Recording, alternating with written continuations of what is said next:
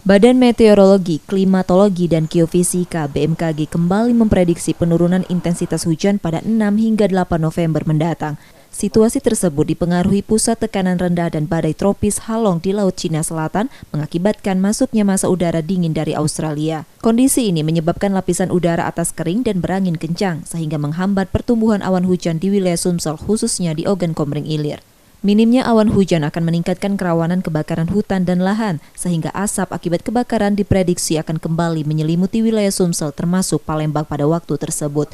Yang memang matahari sekarang berada di ekuator menuju belahan bumi selatan, hanya saja energinya masih berada di belahan bumi utara. Ini mengakibatkan memang masih ada potensi adanya tekanan rendah di sana yang mengakibatkan menguatnya lagi monsun Australia, dan ini memang mengakibatkan 3 hari tanggal 6 hingga tanggal 8 memang ada penurunan intensitas hujan yang memang ini bisa berdampak akan kembali adanya potensi asap yang masuk ke wilayah Palembang terutama pada pagi hari.